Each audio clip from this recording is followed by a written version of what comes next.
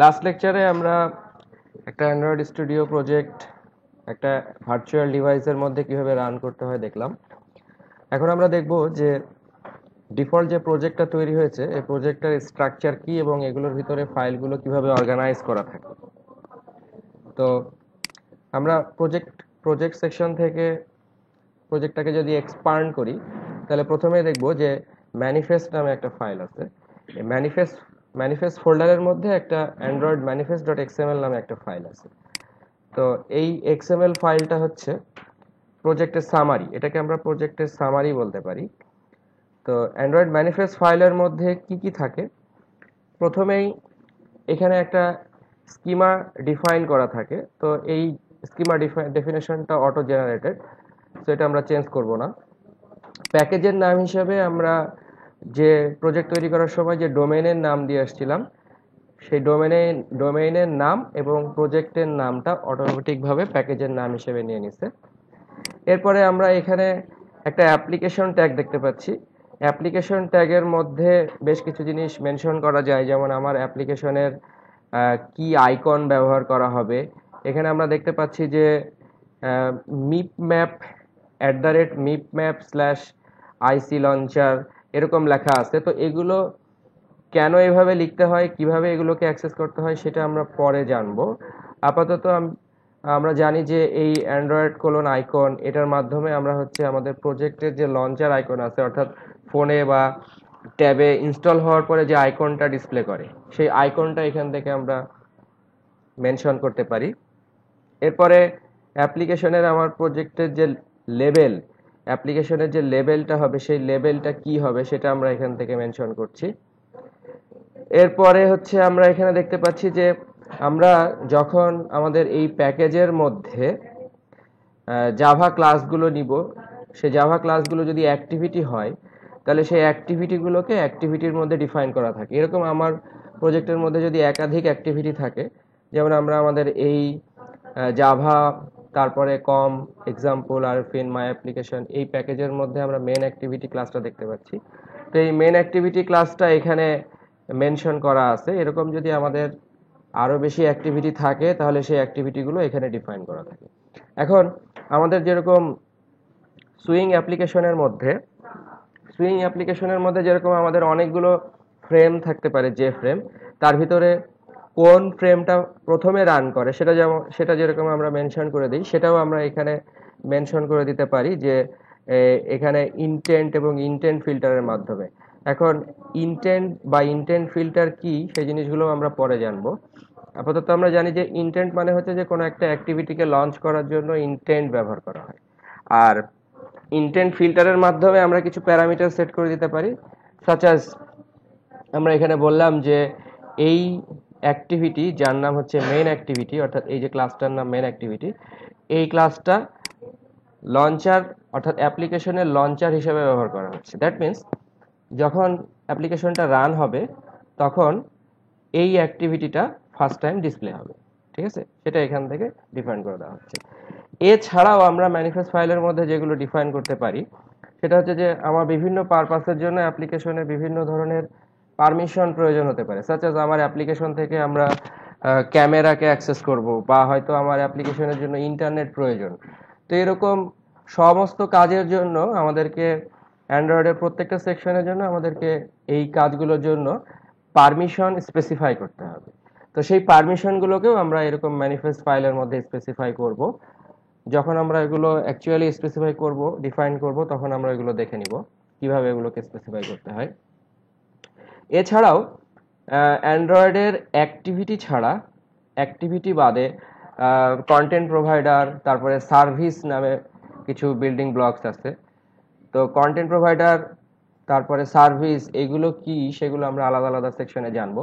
তো যখন content provider বা সার্ভিস কোনো কিছু আমরা তৈরি করব তখন সেইগুলোকেও আমাদেরকে এই ম্যানিফেস্ট ফাইলের মধ্যে ডিক্লেয়ার করতে হবে।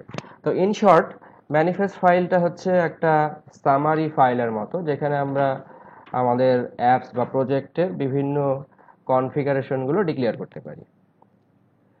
এরপরে আমরা দেখতে পাচ্ছি যে জাভা নামে একটা প্যাকেজ বা ফোল্ডার আছে। এর ভিতরে আমাদের যে মেইন ডোমেইনটা আমরা নিয়েছিলাম সেই মেইন ডোমেইনের ভিতরে আমাদের যাবতীয় অ্যাক্টিভিটি বা অন্যান্য ক্লাসগুলো যেগুলো আমরা নিব সেগুলো এর মধ্যে থাকবে। এখানে আমরা অন্যান্য জাভা অ্যাপ্লিকেশনের মতো আরও প্যাকেজ ক্রিয়েট করতে পারি, আমাদের ক্লাসগুলোকে সেই সমস্ত প্যাকেজের ভিতরে মেনটেন করতে পারি। আর এছাড়া আমরা অন্যান্য যে প্যাকেজগুলো দেখছি এই প্যাকেজগুলো অটো জেনারেটেড, এবং এর ভিতরে আমরা পরবর্তীতে টেস্ট রিলেটেড অর্থাৎ অ্যাপ্লিকেশনকে টেস্ট করার জন্য বিভিন্ন টেস্ট মেথডগুলো এর মধ্যে লিখতে পারি। কিন্তু বেসিক্যালি আমরা আমাদের যে জাভা ফাইলগুলো প্রয়োজন, পরবর্তীতে হয়তো আমরা একটা অ্যাপ্লিকেশনের সাথে আরও অনেক জাভা ফাইল অ্যাড করতে পারি, সেই ফাইলগুলোকে আমরা আমাদের এই মেইন প্যাকেজের মধ্যে অ্যাড করব। এটা আমরা সরাসরি অ্যাড করতে পারি, আবার আমরা এই মেইন প্যাকেজের মধ্যে আরও অনেক প্যাকেজ ক্রিয়েট করে অ্যাড করতে পারি। এরপরে আমরা নেক্সট যে ফোল্ডারটা দেখতে পাচ্ছি এটার নাম হচ্ছে রেস। রেস মানে হচ্ছে রিসোর্স, অর্থাৎ যাবতীয় প্রজেক্টের যাবতীয় রিসোর্সগুলো এই ফোল্ডারের মধ্যে থাকে। তো তার ভিতরে মিপ ম্যাপ এবং ড্রয়েবল এই দুটো ফোল্ডার হচ্ছে স্পেসিফিক্যালি ইমেজ ফাইলগুলোকে রাখার জন্য। আমরা আমাদের অ্যাপসের মধ্যে অ্যাপসের লোগো থেকে শুরু করে আরও অনেক ইমেজ আমাদেরকে রাখতে হতে পারে। তো ইমেজ, শুধু ইমেজের ক্ষেত্রে না, আমাদেরকে কোনো ফাইল, যদি যে কোনো ধরনের ফাইল, সেটা ইমেজ ফাইল হোক বা অন্য যে কোনো ধরনের রিসোর্স ফাইল হোক, আমাদের অ্যান্ড্রয়েডের ক্ষেত্রে মনে রাখতে হবে যে রিসোর্স ফাইলের নামগুলো অবশ্যই ছোট হাতের বা স্মল লেটারে হতে হবে। যেমন এখানে আমরা দেখতে পাচ্ছি IC_লঞ্চার। তো এরকম এই আইকন ফাইলের নাম থেকে শুরু করে অন্য যে কোনো ফাইল যখন আমরা আমাদের প্রজেক্টের মধ্যে রাখবো, তখন মনে রাখতে হবে যে অবশ্যই সেটাকে ছোট হাতের নামে রাখতে হবে এবং অবশ্যই সেখানে কোনো স্পেস থাকা যাবে না। তো ড্রয়েবল এবং মিপ ম্যাপ এই ফোল্ডারের মধ্যে আমরা আমাদের যাবতীয় বেসিক্যালি ইমেজগুলোকে রাখি। তো একটা অ্যাপ্লিকেশনের জন্য আসলে বিভিন্ন ডাইমেনশনে ইমেজ প্রয়োজন হয়। সাচ আমি এটাকে স্মল ডিভাইসে চালাচ্ছি, স্মল ডিভাইস থেকে শুরু করে একদম ট্যাবে চালানোর জন্য ভিন্ন ভিন্ন সাইজের বা ডাইমেনশনের ইমেজ প্রয়োজন হয়। তো সেই জন্য আমরা বাই ডিফল্ট ভাবে যে লঞ্চার আইকনটা তৈরি হয়েছে এখানে আমরা দেখতে পাচ্ছি এটা 5 ব্র্যাকেটে। তো 5 মানে হচ্ছে আসলে বিভিন্ন ডাইমেনশনের জন্য এটার 5টা ইমেজ আছে। তো ভিন্ন ভিন্ন ডাইমেনশনের ইমেজগুলো আসলে ভিন্ন ভিন্ন ফোল্ডারের মধ্যে থাকে। ঠিক আছে, এই মিপ ম্যাপের মধ্যে ভিন্ন ভিন্ন, যেমন আমরা এখানে দেখতে পাচ্ছি high definition, HD, medium, XH, double X, triple X, HDPI. ঠিক আছে, এরকম একই আইকন 5টা ডাইমেনশনের জন্য আছে। ওকে, তো এরকম আমরা যখনই আসলে ইমেজ নিব তখন ভিন্ন ভিন্ন ডাইমেনশনের জন্য ইমেজগুলো আমরা তৈরি করে নিতে পারবো। তো ড্রয়েবল এবং মিপ ম্যাপ এই দুটো হচ্ছে আমরা বললাম যে ইমেজের জন্য। এরপরে আমরা আসি লেআউট। লেআউটের মধ্যে আসলে আমাদের যাবতীয় লেআউট এক্সএমএল ফাইলগুলো থাকে। অর্থাৎ আমরা আমাদের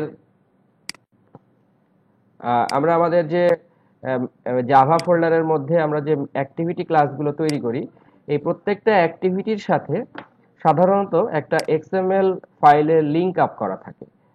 এই লিঙ্ক আপটা বলে দেয় যে এই ডিজাইনটা এই জাভা ফাইলের উপরে ইমপ্লিমেন্টেশন হবে। তো এই ডিজাইনগুলো আমরা অ্যাক্টিভিটি আন্ডারস্কোর মেইন, যখন এটা বাই ডিফল্ট ভাবে প্রাথমিক অবস্থায় তৈরি হয়েছে, তখন আমরা দেখেছিলাম যে যে কোনো একটা অ্যাক্টিভিটি ক্লাসের জন্য তার এক্সএমএল ফাইলটা অটোমেটিক্যালি ক্রিয়েট করে নেওয়া যায়। ঠিক আছে, তো আমরা এটা ওপেন করলে এটা দুইটা সেকশন দেখতে পাবো, একটা ডিজাইন, একটা টেক্সট সেকশন। টেক্সট সেকশনে গেলে আমরা দেখতে পাবো যে এটা একটা এক্সএমএল ফাইল এবং বিভিন্ন কম্পোনেন্টগুলোকে এখানে নেওয়া হয়েছে। তো মেইন অ্যাক্টিভিটির ক্ষেত্রে আসলে একটা অ্যাক্টিভিটি মেইন নামে একটা এক্সএমএল ফাইল থাকে আর একটা কন্টেন্ট মেইন থাকে।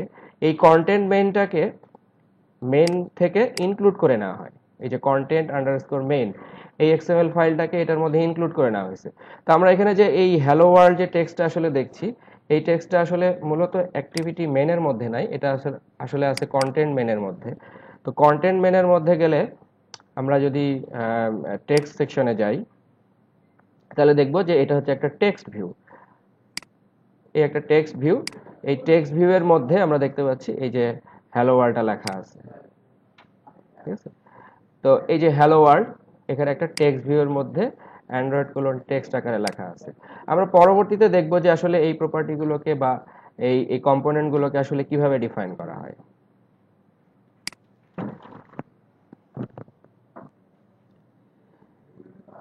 এরপরে আমরা অ্যাপ্লিকেশনের জন্য যে মেনুগুলো থাকে, আমি বলেছিলাম যে অ্যাপ্লিকেশনের মধ্যে এরকম একটা সেকশন, এই জায়গাটায় একটা ডট ডট সেকশন থাকে যেখানে আমরা হচ্ছে ক্লিক করে অ্যাপ্লিকেশনের মেনুগুলোকে পাই। তো এই মেনু ফাইলটাও হচ্ছে মূলত একটা এক্সএমএল ফাইল হিসাবে ডিফাইন করা থাকে, সেটা হচ্ছে এই মেনু আন্ডারস্কোর মেইন এক্সএমএল ফাইলের মধ্যে থাকে। আর প্রজেক্টের মধ্যে আমরা বিভিন্ন ধরনের যে লেবেল বা টেক্সট যেগুলো ব্যবহার করি, সেই টেক্সটগুলোকে এরকম ভ্যালুস ফোল্ডারের মধ্যে স্ট্রিং ডট এক্সএমএল এর মধ্যে মেনশন করা থাকে। যেমন আমাদের প্রজেক্টের নাম কি হবে, তারপরে বিভিন্ন কম্পোনেন্টের লেবেলগুলো কি হবে, বাটনের লেবেলগুলো কি হবে, ঠিক আছে। এই লেবেলগুলোকে সরাসরি আমরা স্ট্রিং হিসেবে ডিক্লেয়ার না করে এগুলোকে এখানে একটা রিসোর্স ভেরিয়েবল আকারে ডিক্লেয়ার করা হয়। যেমন এখানে একটা রিসোর্স ট্যাগের মধ্যে লেখা হয়েছে স্ট্রিং, তারপরে হচ্ছে অ্যাপ নেম।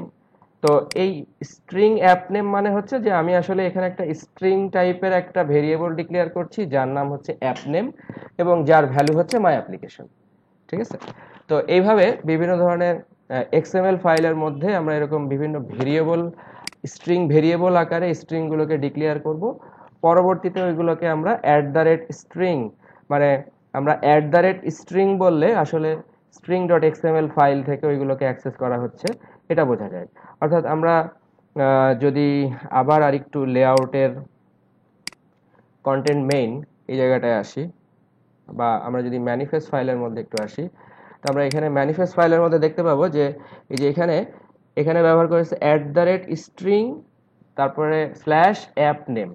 তো তার মানে আসলে এখানে আমি কি করছি যে এই @স্ট্রিং বলতে আসলে এই স্ট্রিং এবং এই স্ট্রিং এর মধ্যে এই ভেরিয়েবলটার নাম হচ্ছে অ্যাপ নেম, এইটাকে আমি অ্যাক্সেস করছি। তো ভেরিয়েবলগুলোকে এইভাবে অ্যাক্সেস করা হয় @স্ট্রিং দিয়ে। তো এটা যদি স্ট্রিং এর মধ্যে থাকে, যেমন আমরা এখানে দেখলাম যে মিপ ম্যাপ, এই মিপ ম্যাপের মধ্যে আমার লঞ্চার আইকনটা আছে। তো এই লঞ্চার আইকনটার নাম হচ্ছে IC_লঞ্চার। তো এইটাকে যখন আমি এখানে অ্যাক্সেস করলাম তখন আমি এখানে বললাম @মিপ ম্যাপ। তার মানে @মিপ ম্যাপ মানে হচ্ছে এটা মিপ ম্যাপ ফোল্ডারের মধ্যে আছে এবং এটার নাম হচ্ছে IC_লঞ্চার। তো আমরা এই ফাইলগুলোকে যখন অ্যাক্সেস করব তখন অবশ্যই কোনো এক্সটেনশন ছাড়া অ্যাক্সেস করব। এক্সটেনশন যাই হোক না কেন, এটা PNG হোক বা JPG হোক, যাই হোক না কেন, জাস্ট আমরা শুধু ফাইলের নামটা অ্যাক্সেস করব, ঠিক আছে। আবার যখন আমরা কোনো স্টাইল থেকে কোনো স্টাইল শিটকে অ্যাক্সেস করব তখন আমরা বলবো @স্টাইল, ঠিক আছে। তো স্টাইলের মধ্যে গিয়ে আমরা হচ্ছে বিভিন্ন ধরনের অ্যাপ্লিকেশনের থিম জেনারেট করতে পারি, সেই থিমগুলোকে আমরা ব্যবহার করতে পারি। যেমন এখানে অ্যাপ্লিকেশনের একটা থিম ব্যবহার করা হয়েছে, app theme dot no action bar. তো যদি কোনো স্টাইল বা কোনো কালার কোনো কিছুকে অ্যাক্সেস করা যায়, মানে করতে হয়, তখন আমরা সেগুলোকে স্টাইলের মধ্যে ডিফাইন করব। যদি কোনো কালার, আমি কোনো লেবেলের কালার, কোনো ব্যাকগ্রাউন্ড কালার হিসেবে কোনো কালার ব্যবহার করতে চাচ্ছি, তখন আমরা এই কালারের মধ্যে এটাকে ডিফাইন করব, ঠিক আছে। তো ভ্যালু ফোল্ডারের মধ্যে এই জিনিসগুলো থাকে। আর আমাদের অ্যাপ্লিকেশনের যদি কোনো এক্সটার্নাল জার প্রয়োজন হয় তখন আমরা এই যে মডিউল অ্যাপ বিল্ড ডট গ্র্যাডেল যে ফাইলটা আছে, এই গ্র্যাডেল ফাইলের মধ্যে আমরা এই ডিপেন্ডেন্সির মধ্যে এক্সট্রা যে ডিপেন্ডেন্সিগুলো আমাদের প্রয়োজন হবে আমরা তখন এখানে ডিপেন্ডেন্সিগুলোকে অ্যাড করব। এবং ডিপেন্ডেন্সিগুলোকে অ্যাড করার পরে আমাদেরকে প্রজেক্টটাকে আবার সিঙ্ক করতে হবে এই কারণে যে যে নতুন যে জারটা আমরা যদি এখানে কোনো জার সংযুক্ত করতে চাই, তাহলে সেই জারটাকে আমাদের সিঙ্ক করে ডাউনলোড করে নিতে হবে প্রথমে, দেন তারপরে আমরা প্রজেক্টটাকে রান করতে পারবো। তাহলে বিল্ড ডট গ্র্যাডেল ফাইলটা হচ্ছে আমরা গ্র্যাডেল বিল্ডের জন্য এক্সটার্নাল জারগুলোকে অ্যাড করার জন্য ব্যবহার করব। ম্যানিফেস্ট ফাইলটা হচ্ছে আমাদের কনফিগারেশন ফাইল, মূলত হচ্ছে সামারি ফাইল, এখানে বিভিন্ন ধরনের পারমিশন থেকে শুরু করে আদার্স জিনিসগুলো আমরা অ্যাড করব। আর স্পেসিফিক্যালি লেআউটের জন্য যে মানে যে এই যে এরকম যে ডিজাইন লেআউট থাকবে সেই লেআউটগুলো থাকবে হচ্ছে লেআউট এক্সএমএল এর মধ্যে। ইমেজ ফাইলগুলো ড্রয়েবল এবং মিপ ম্যাপ দুটোর মধ্যে থাকতে পারে। অ্যাপ্লিকেশনের মেনু থাকবে হচ্ছে মেনু এক্সএমএল এর মধ্যে। অ্যাপ্লিকেশনের জন্য কোনো কালার, স্টাইল, কোনো স্ট্রিং লেবেল, এগুলোর জন্য এগুলো থাকবে হচ্ছে সব ভ্যালু ফোল্ডারের মধ্যে। তো এটা হচ্ছে প্রজেক্টের বেসিক স্ট্রাকচার। পরবর্তীতে আমরা যখন অন্যান্য অ্যাক্টিভিটি নিয়ে অ্যাক্টিভিটিগুলোকে ডিজাইন করব তখন আমরা দেখব যে আরও বিভিন্ন ধরনের অ্যান্ড্রয়েডের মধ্যে যে আমরা ডিজাইনগুলো করছি, এই ডিজাইনের মধ্যে বিভিন্ন ধরনের লেআউট আছে, যেরকম আমাদের সুইং অ্যাপ্লিকেশনের মধ্যে বিভিন্ন ধরনের লেআউট আছে, এরকম লেআউট আমরা ব্যবহার করতে পারি। যেমন সুইং এর মধ্যে আমরা বর্ডার লেআউট, ফ্রেম লেআউট ব্যবহার করেছি। আমাদের অ্যাপ্লিকেশনগুলো যখন আমরা নিব তখন সেই অ্যাপ্লিকেশনের এক্সএমএল ফাইলগুলোর মধ্যে একটা লেআউট থাকবে, অর্থাৎ এই যে লেআউটটা আমরা দেখতে পাচ্ছি। তো কন্টেন্ট মেনের মধ্যে আমি যদি আবার ওপেন করি, তাহলে আমরা দেখতে পাবো যে এই কন্টেন্ট মেনের মধ্যে একটা বেজ, একটা লেআউট ব্যবহার করা হয়েছে, অর্থাৎ কম্পোনেন্টগুলো কিভাবে সাজানো থাকবে সেগুলোর জন্য অ্যান্ড্রয়েডের মধ্যে এরকম একটা বিভিন্ন ধরনের লেআউট আছে। তো আমরা লেআউট নিয়ে কিভাবে কাজ করতে হয় পরবর্তীতে দেখবো।